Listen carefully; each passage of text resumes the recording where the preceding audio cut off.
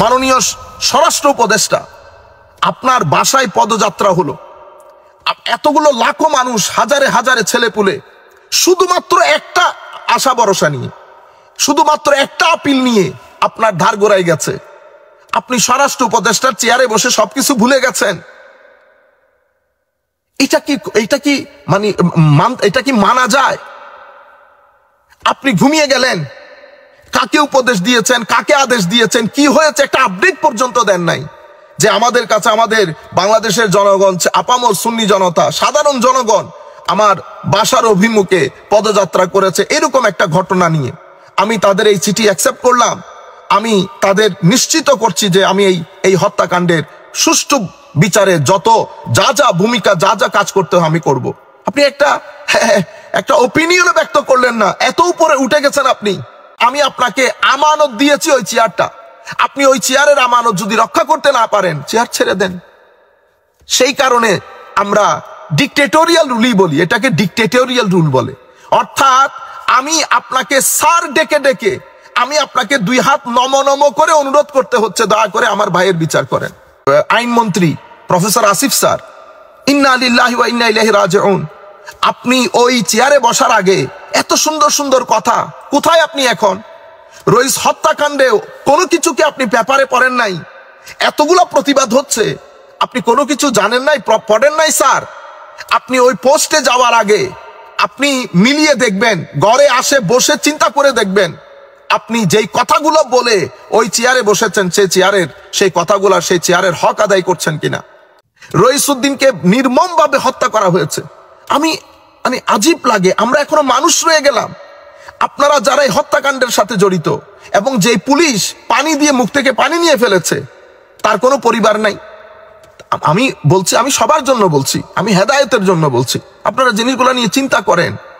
Hybrid regime থেকে কি আমাদের আর আমরা কি মুক্তি পাবো না? হাইব্রিড রেজিম থেকে মানে এভাবে চলতে থাকবে। গতকালকে দেখলাম পুলিশের সামনে, যেই সমস্ত চিত্রগুলো আমরা আগে দেখতাম, পুলিশের সামনে বেধড়ক পিটাচ্ছেন একজন প্যান্ট শার্ট পরা লোক, আর পুলিশের সাথে আরো কিছু 2-4 জন জনতা, ওনারা নাকি আম জনতা। ওনারা আম জনতা না, আরেকজন পুলিশ অফিসারের মুখে শুনতেছি যে সাধারণ মানুষ আমাদেরকে সহযোগিতা করছে। কে বলেছে আপনাদেরকে সাধারণ মানুষ সহযোগিতা করছে? সাধারণ মানুষ যদি সহযোগিতা করে থাকে, যারা এই হাজার হাজার লাখো মানুষ বিরোধী আপনার প্রটেস্টের জন্য নেমেছে, এরা কারা? তো সাধারণ মানুষ তো সাধারণ মানুষ না, এগুলো প্রত্যেকেই কোনো না কোনো পলিটিক্যাল পার্টির সাথে জড়িত।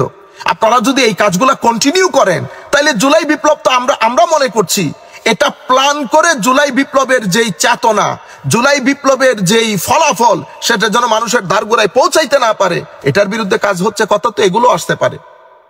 আমরা তো এই ঘটনা, ইতোপূর্বে বাংলাদেশে কেয়ারটেকার গভর্নমেন্ট ছিল, কেয়ারটেকার গভর্নমেন্টের সময় তো আমরা এই ঘটনাগুলো দেখি নাই। কিন্তু ইন্টারিম গভর্নমেন্ট, যাদের উপর এত আশা ভরসা, আমাদের আইনমন্ত্রী প্রফেসর আসিফ স্যার, ইন্না লিল্লাহি ওয়া ইন্না ইলাইহি রাজিউন, আপনি ওই চেয়ারে বসার আগে এত সুন্দর সুন্দর কথা, কোথায় আপনি এখন? রইস হত্যাকাণ্ডে কোনো কিছুকে আপনি পেপারে পড়েন নাই, এতগুলো প্রতিবাদ হচ্ছে, আপনি কোনো কিছু জানেন নাই, পড়েন নাই স্যার। আপনি ওই পোস্টে যাওয়ার আগে আপনি মিলিয়ে দেখবেন, ঘরে আসে বসে চিন্তা করে দেখবেন, আপনি যেই কথাগুলো বলে ওই চেয়ারে বসেছেন, সেই কথাগুলো, সেই চেয়ারের হক আদায় করছেন কিনা।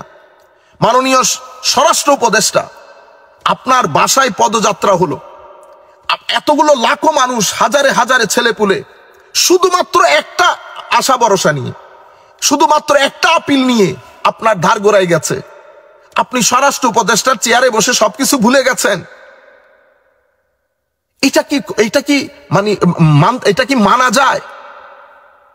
আপনি ঘুমিয়ে গেলেন। কাকে উপদেশ দিয়েছেন, কাকে আদেশ দিয়েছেন, কি হয়েছে একটা আপডেট পর্যন্ত দেন নাই। যে আমাদের কাছে, আমাদের বাংলাদেশের জনগণ, আপামর সুন্নি জনতা, সাধারণ জনগণ আমার বাসার অভিমুখে পদযাত্রা করেছে, এরকম একটা ঘটনা নিয়ে আমি তাদের এই চিঠি অ্যাকসেপ্ট করলাম। আমি তাদের নিশ্চিত করছি যে আমি এই হত্যাকাণ্ডের সুষ্ঠু বিচারে যত যা ভূমিকা, যা কাজ করতে হয় আমি করব। আপনি একটা ওপিনিয়ন ব্যক্ত করলেন না, এত উপরে উঠে গেছেন আপনি।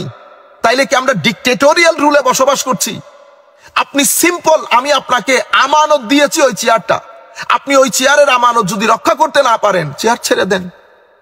সেই কারণে আমরা ডিক্টেটোরিয়াল রুলই বলি, এটাকে ডিক্টেটোরিয়াল রুল বলে। অর্থাৎ আমি আপনাকে স্যার ডেকে ডেকে আমি আপনাকে 2 হাত নম করে অনুরোধ করতে হচ্ছে, দয়া করে আমার ভাইয়ের বিচার করেন।